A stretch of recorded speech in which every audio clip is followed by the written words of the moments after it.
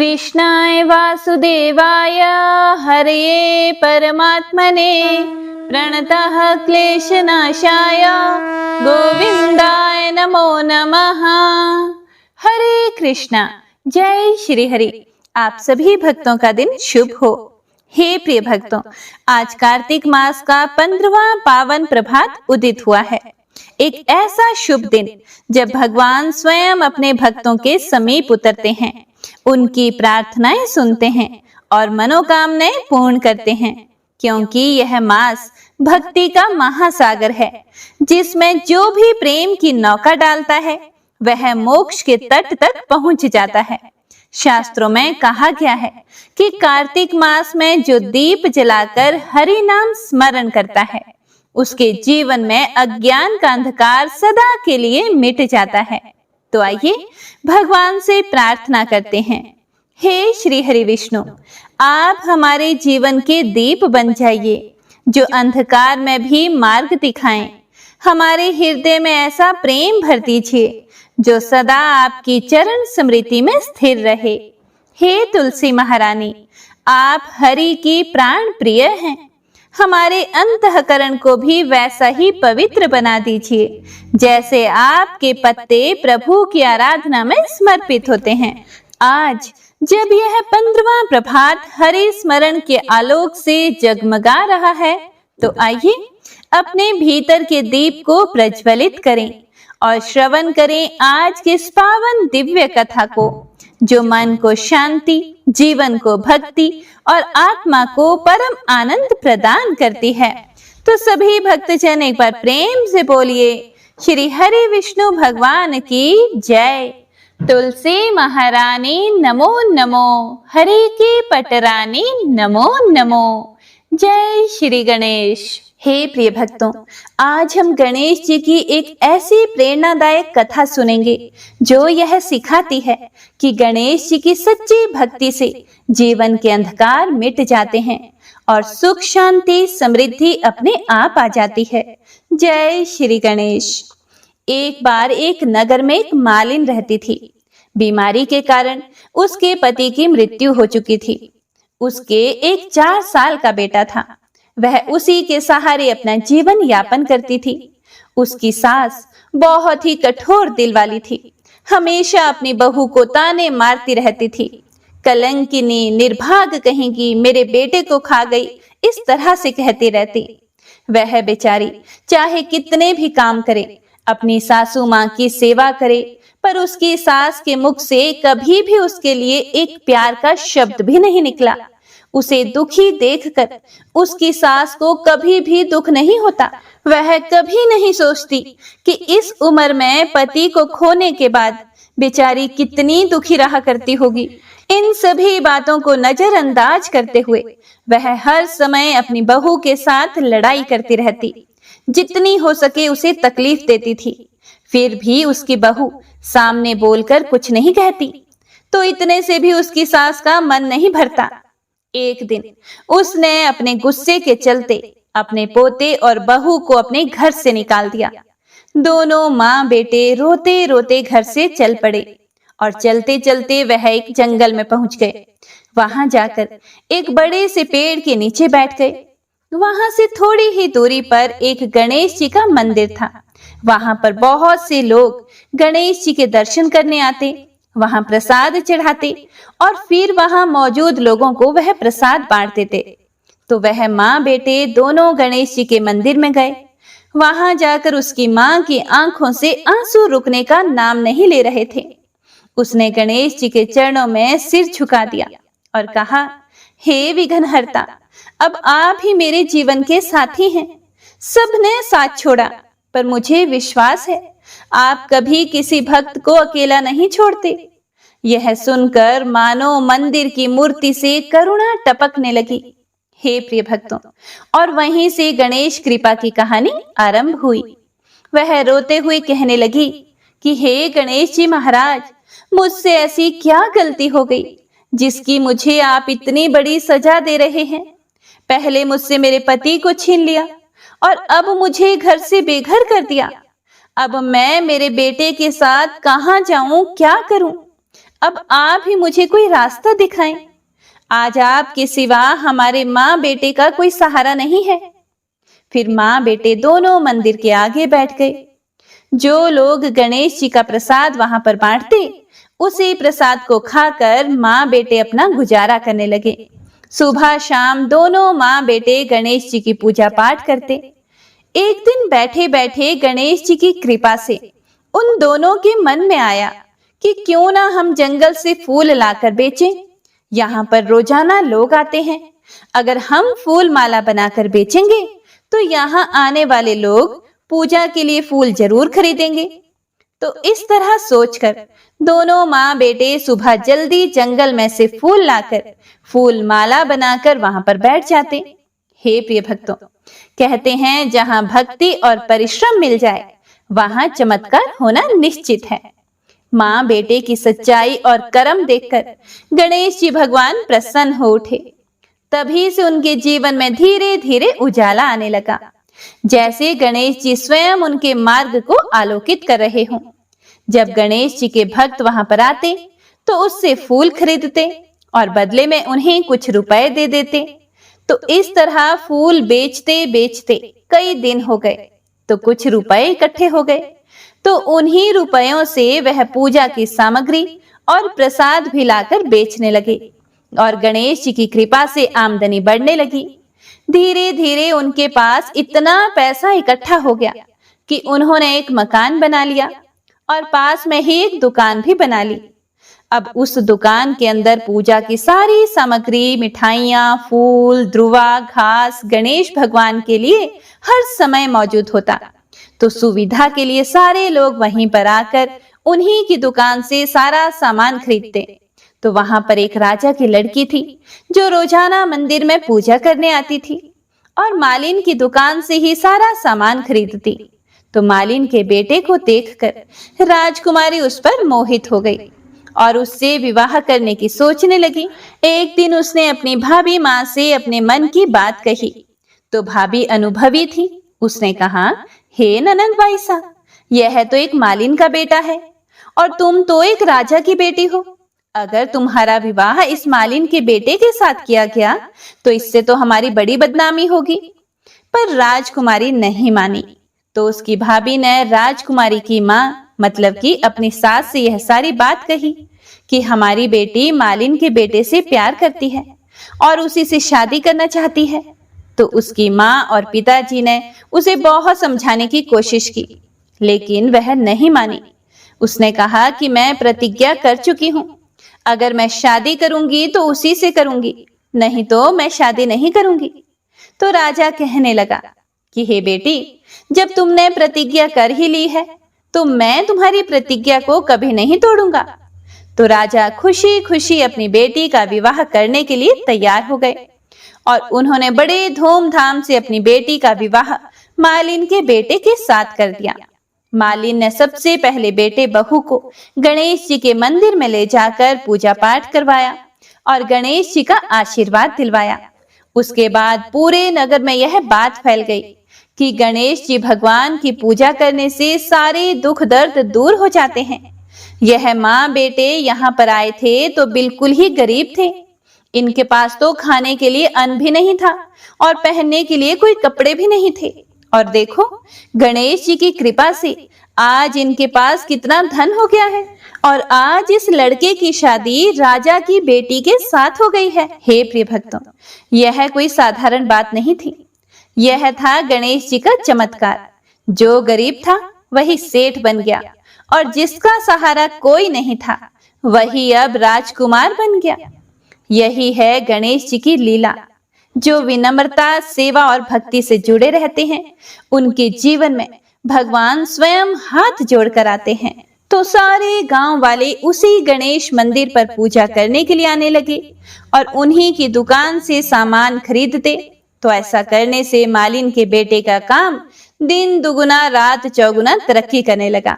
और उधर जिस दिन से मालिन की सास ने उन माँ बेटे को घर से निकाला था, उसी दिन से उनके अन्नदाता रूठ गए थे। उनके घर का सारा सामान बिक गया। धीरे धीरे वह समय आ गया जब उस बुढ़िया के पास एक समय खाने का भोजन तक नहीं था।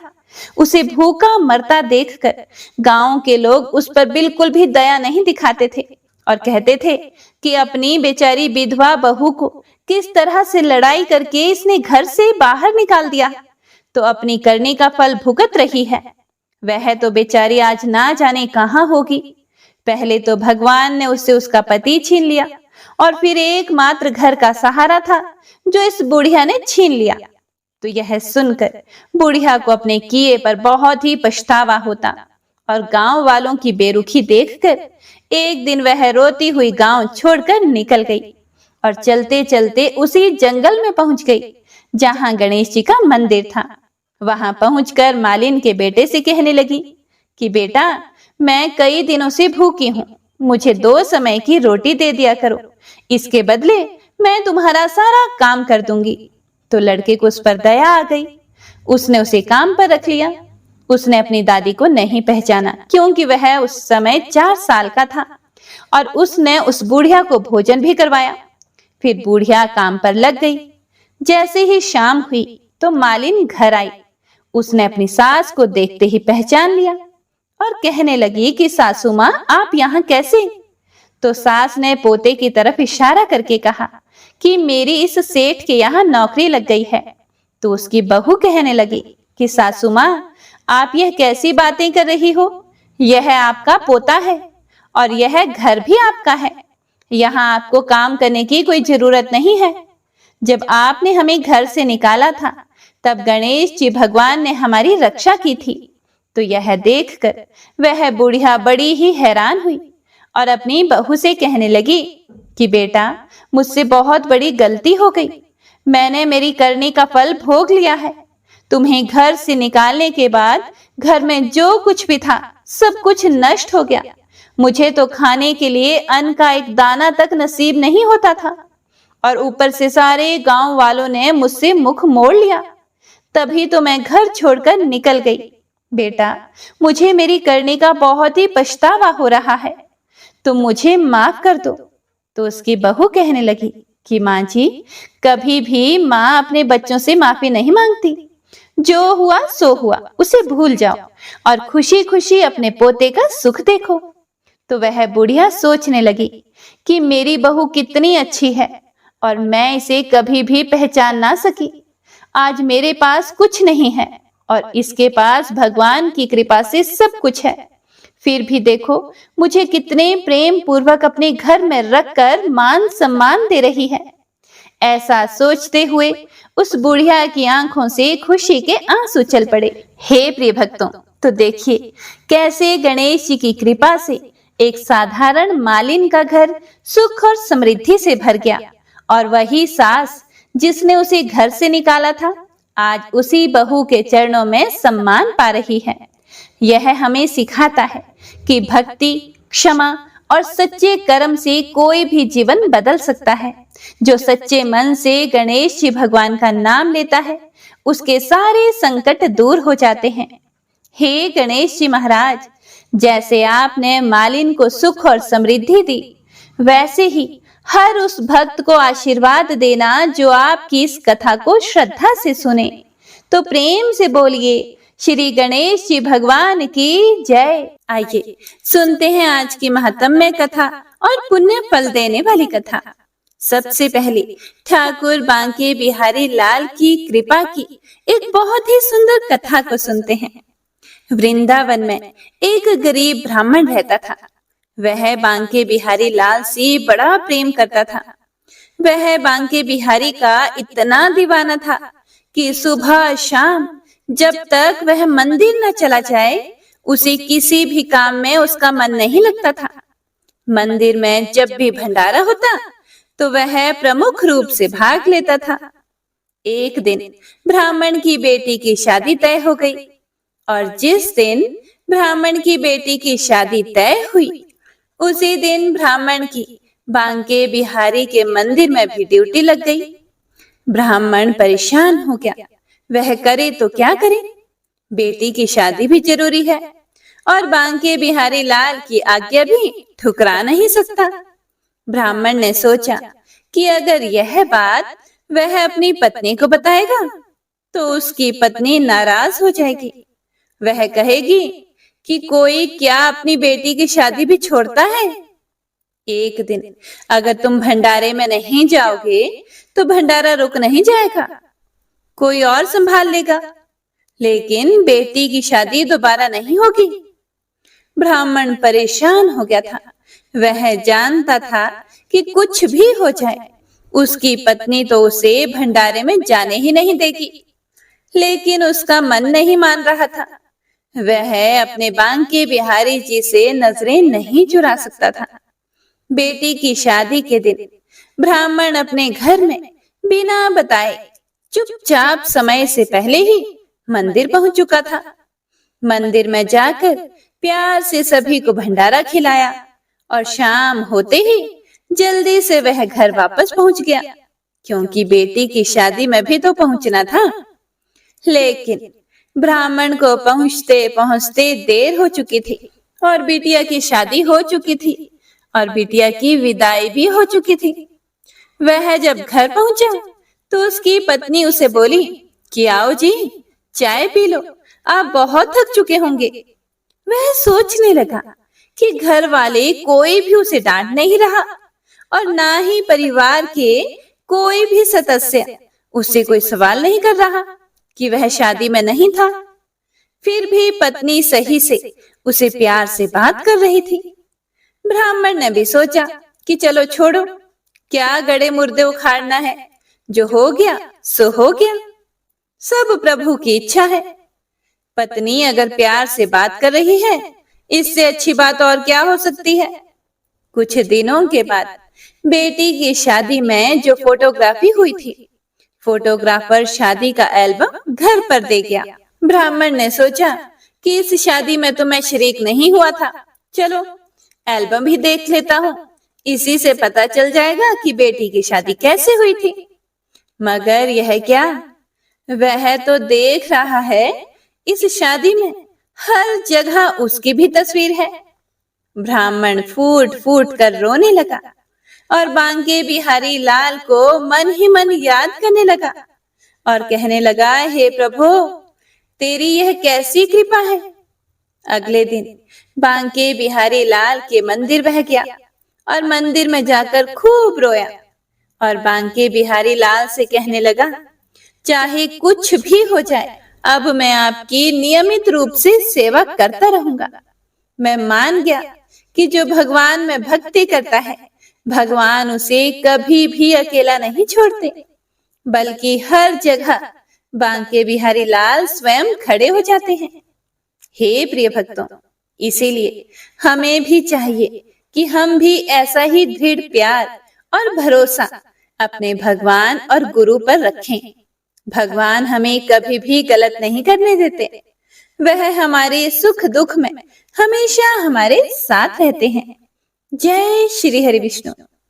कार्तिक महीने में भगवान श्री कृष्ण और बुढ़िया माई की कथा भी अवश्य सुनी जाती है। तो आइए सुनते हैं तुलसी माता की कथा। इसके बाद हम महात्म्य सुनेंगे। एक गांव में एक बुढ़िया माई रहती थी। बुढ़िया माई भगवान श्री हरि विष्णु की परम भक्त थी। वह प्रतिदिन मंदिर में पूजा पाठ किया करती थी। कार्तिक का महीना आया।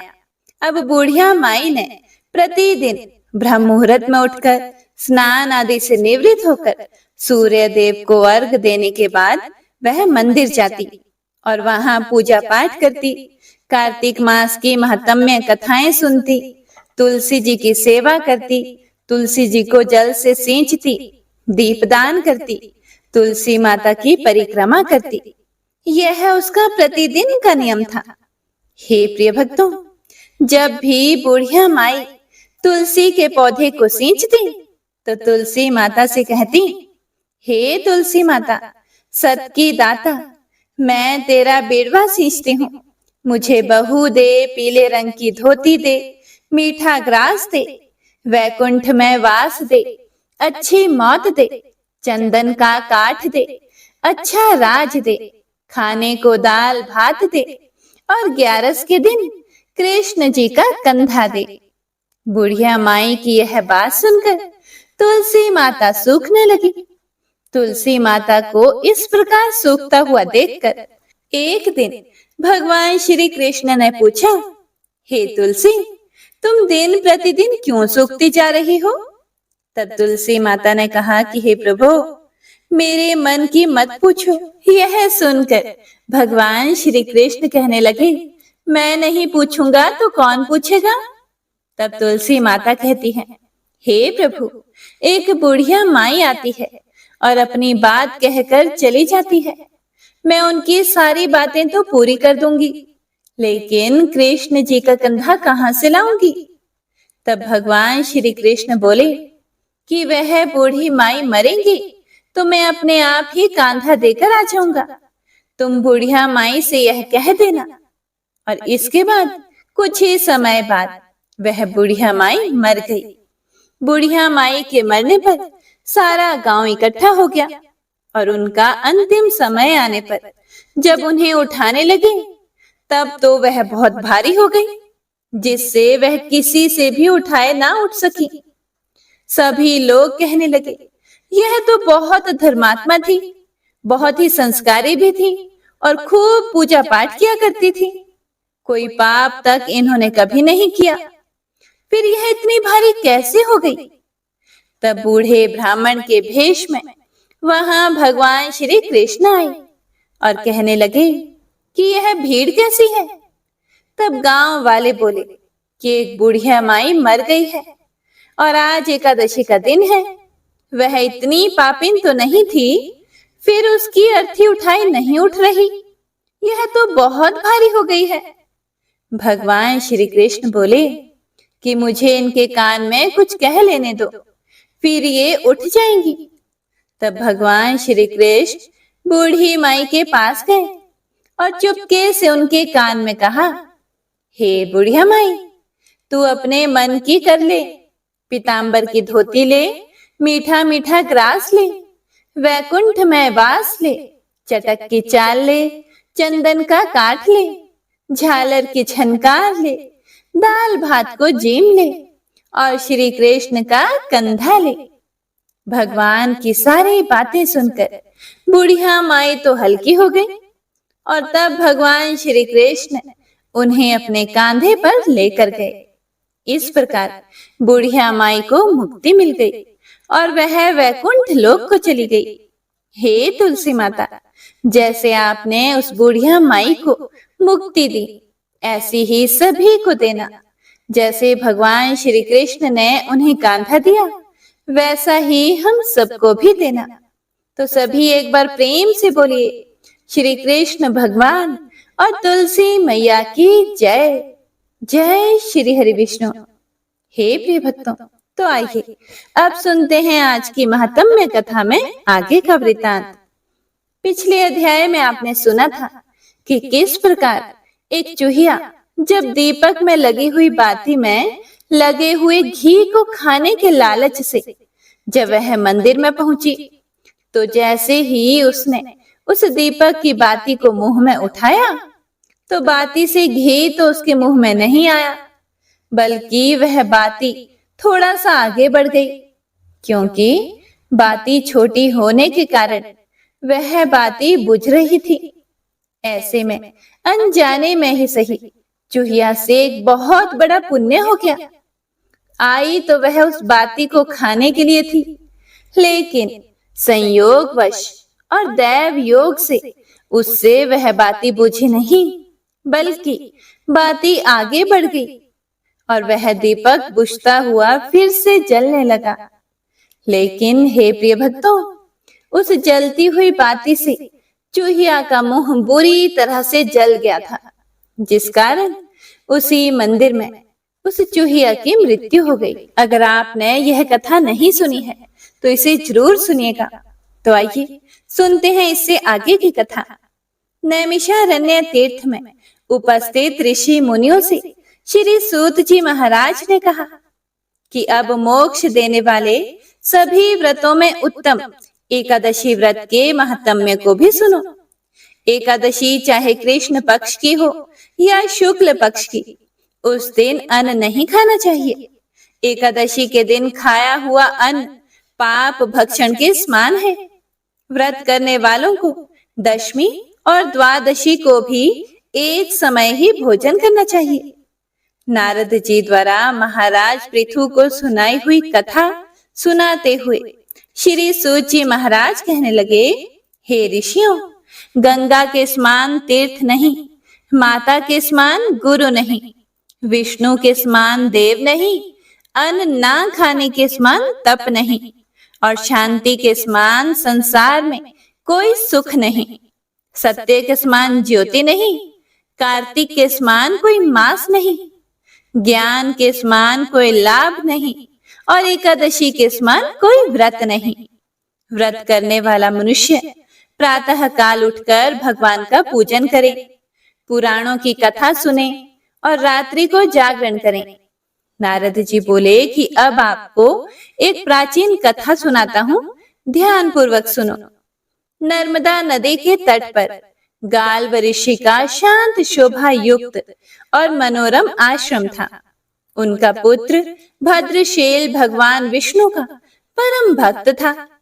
भद्रशील अपने साथियों के साथ भगवान की मूर्ति बनाकर पूजन किया करता और साथ ही उन्हें उपदेश दिया करता कि वे भी भगवान का पूजन करें और एकादशी का उपवास रखा करें। उसके उपदेश को सुनकर अन्य बालक भी ऐसा ही किया करते थे। अपने पुत्र के चरित्र को देखकर गाल्व ऋषि ने एक समय उससे पूछा, हे भद्रशील, तुम हर समय भगवान श्री हरि विष्णु की पूजा अर्चना में लगे रहते हो, यह उपदेश तुमको किसने दिया है? यह बात सुनकर भद्रशील कहने लगा, हे पिताजी, मैं पूर्व जन्म का आपको वृतांत सुनाता हूँ। पहले जन्म में मैं चंद्र वंश में धर्म कीर्ति नाम का राजा था। दत्तात्रेय जी से मैंने शिक्षा दीक्षा ग्रहण की थी और साथ ही 1000 वर्ष तक मैंने राज्य भी किया था। अपने उस जन्म में मैंने धर्म और पुण्य के अनेक कार्य किए, लेकिन बाद में बुरी संगति में फंसकर मैंने वेद मार्ग छोड़ दिया और पाखंड के रास्ते पर चल पड़ा। मेरे दुराचार को देखकर प्रजा भी पाप कर्म करने लगी, क्योंकि जैसा राजा करता है वैसा ही उसकी प्रजा भी उसका आचरण करती है। इस तरह धर्म शास्त्रों के कहे अनुसार प्रजा के पाप का छठा भाग भी मुझको मिलने लगा। एक दिन शिकार खेलने के लिए मैं वन में गया हुआ था। दिन भर भूखा प्यासा रहा, खाने पीने को कुछ भी नहीं मिला। जंगल में भटक जाने के कारण शाम को मैं घूमता फिरता नर्मदा नदी के किनारे पर पहुंचा। उस दिन एकादशी का व्रत होने के कारण वहां पर इकट्ठे अनेक वैष्णव भगवान का भजन कीर्तन कर रहे थे। भूख और प्यास से व्याकुल और थका हारा होने के कारण मैं रात भर वहीं कीर्तन सुनता रहा और प्रातः काल होते ही भूख और प्यास से मेरे प्राण निकल गए। उसी समय यमराज के दूत मेरे पास आए और मुझ पापी को मारते पीटते हुए यमराज के पास ले गए। वहां पर यमराज ने चित्रगुप्त जी से मेरे पाप और पुण्य का लेखा जोखा पूछा। तब चित्रगुप्त जी ने कहा कि हे महाराज, यद्यपि यह महान पापी है, लेकिन इसने एकादशी का व्रत किया था, रात्रि भर भगवान का कीर्तन भी सुना था। एकादशी को भोजन ना करने के कारण इसके प्राण निकले हैं। इस कारण तो उसके समस्त पाप ही नष्ट हो गए हैं। चित्रगुप्त जी की यह बात सुनकर यमराज तत्काल अपने सिंहासन से उठकर खड़े हो गए और मुझे नमस्कार किया। फिर यमराज जी मुझसे बोले कि उनसे बड़ी भारी भूल हो गई है और वे मुझसे क्षमा मांगने लगे। फिर यमराज ने अपने दूतों को धिक्कारते हुए कहा, जो मनुष्य भगवान के नाम का स्मरण करता है अथवा सुनता है, उसको हमारे पास कभी मत लाना। जिसने अनजाने में भी एकादशी का व्रत किया हो, उसके समस्त पाप नष्ट हो जाते हैं और फिर उसे हमारे पास आने की आवश्यकता भी नहीं पड़ती। इसके बाद यमराज जी ने मेरा पूजन किया और फिर हजारों वर्ष इंद्रलोक और विष्णु लोक में रहने के बाद अब मैंने आपके यहाँ पर जन्म लिया है। एकादशी के व्रत की महिमा तो अपार है ही। जो इस कथा को सुनता अथवा सुनाता है उसके भी समस्त पाप नष्ट हो जाते हैं। इसके बाद एक दिन महाराज पृथु ने देव ऋषि नारद जी से पूछा, हे देव ऋषि नारद, समस्त गोपियों में राधा जी ही भगवान श्री कृष्ण को इतनी प्रिय क्यों है और कार्तिक मास में भगवान श्री कृष्ण के साथ उनकी ही पूजा क्यों होती है? तब देव ऋषि नारद जी कहने लगे, नारायण नारायण। हे राजन, पहले मनवंतर में पांचाल देश में प्राचीन वीही नाम का एक राजा था। उसने विष्णु भगवान का एक अत्यंत सुंदर और विशाल मंदिर बनवाया। उसमें नित्य प्रतिदिन विधि विधान से भगवान का पूजन हुआ करता था। उसी नगर की एक अति सुंदर स्त्री प्रेम में विवल होकर भगवान के सामने मनमोहक नृत्य किया करती थी। उसकी हर समय एकमात्र यही इच्छा रहती कि वह किसी तरह से भगवान के गले में बाहें डालकर नृत्य करे। एक दिन उसने अपना समस्त धन गरीबों में बांट दिया और भगवान के सामने नाचते हुए अपने प्राण भी त्याग दिए। स्वर्ग में वह स्त्री चंद्र कीर्ति नामक अत्यंत सुंदर देवांगना बन गई। एक दिन वह दर्पण में अपना अद्भुत रूप लावण्य देखकर मन ही मन कहने लगी कि भगवान के अलावा अन्य कोई भी मेरा पति नहीं हो सकता।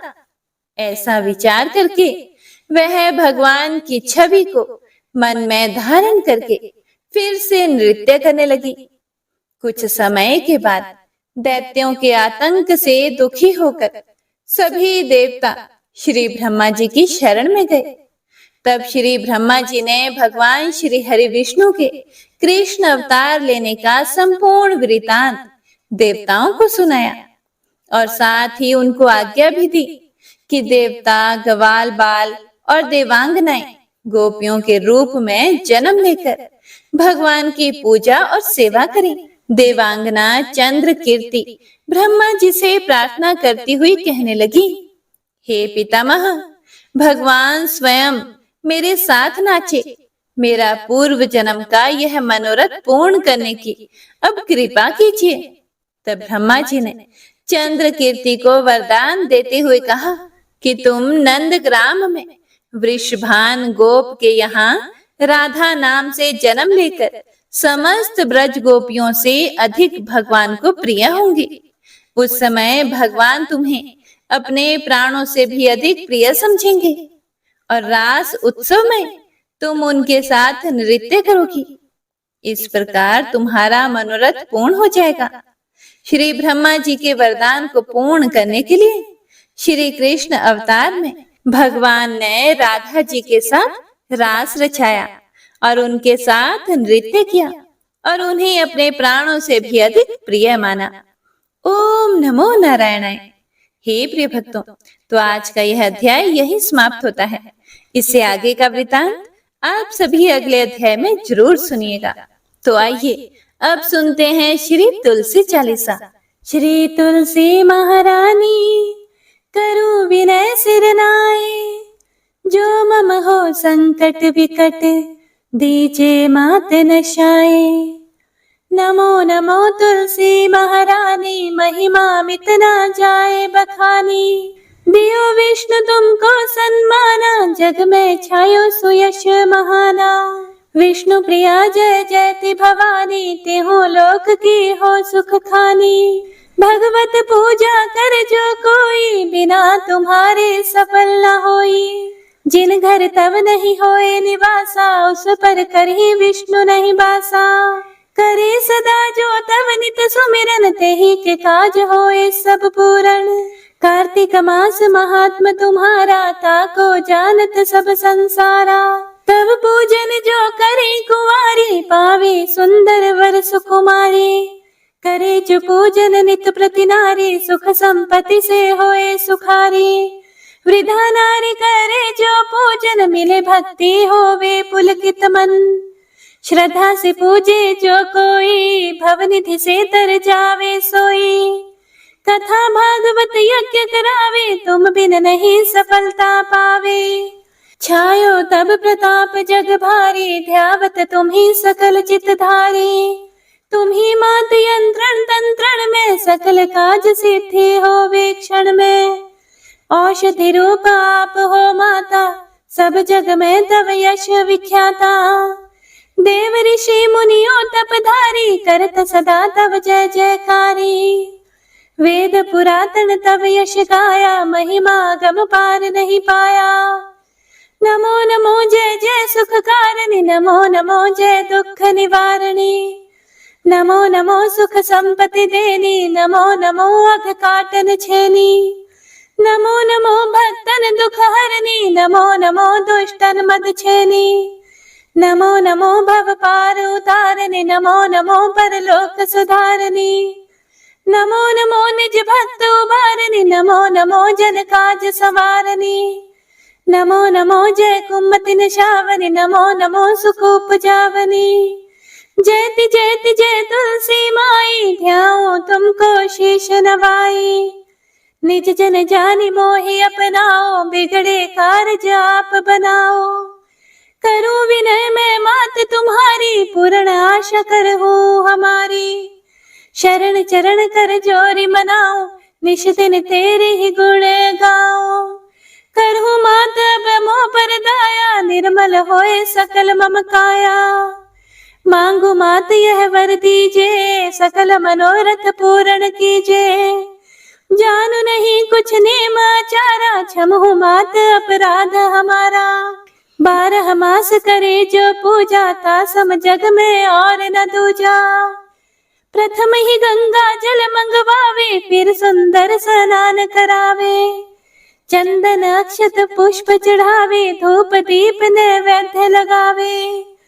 करे आचमन गंगा जल से, ध्यान करे हृदय निर्मल से। पाठ करे फिर 40 की, स्तुति करे मात तुलसा की। यह विधि पूजा करे हमेशा, ताकि तन नहीं रहे कलेशा। करे मास कार्तिक का साधन, सोवे नित पवित्र सिद्ध होई जाहे। है ये कथा महा सुखदाई, पढ़े सुने सो भव तर जाई। तुलसी मैया तुम कल्याणी, तुम्हारी महिमा सब जग जानी। भावना तुझे मनित नित ध्यावे, गागा कर्मा तुझे रिझावे। यह श्री तुलसी 40 पाठ करे जो कोई, गोविंद सो फल पावहि, जो मन इच्छा होए। श्री तुलसी 40 संपूर्ण। हे प्रिय भक्तों, तो आइए अब सुनते हैं लप्सी और तप्सी की कहानी। यह एक पौराणिक लोक कथा है। इस कथा के अनुसार एक लप्सी था तथा एक तप्सी था। तप्सी सदैव भगवान की तपस्या में लीन रहता था और लप्सी रोजाना 1.25 सेर की लापसी बनाकर भगवान का भोग लगाकर खा लेता था। एक दिन वह दोनों लड़ने लगे। तप्सी बोला, मैं रोजाना भगवान की तपस्या करता हूँ, इसीलिए मैं बड़ा हूँ। तो लप्सी बोला कि मैं रोज भगवान को 1.25 सेर लापसी का भोग लगाता हूँ, इसीलिए मैं बड़ा हूँ। तभी देव मुनि और परम वैष्णव ब्रह्मा जी के मानस पुत्र और महाज्ञानी नारद जी वहां से गुजर रहे थे। उन्होंने लप्सी और तप्सी दोनों को लड़ते हुए देखकर उनसे पूछा कि तुम दोनों क्यों लड़ रहे हो।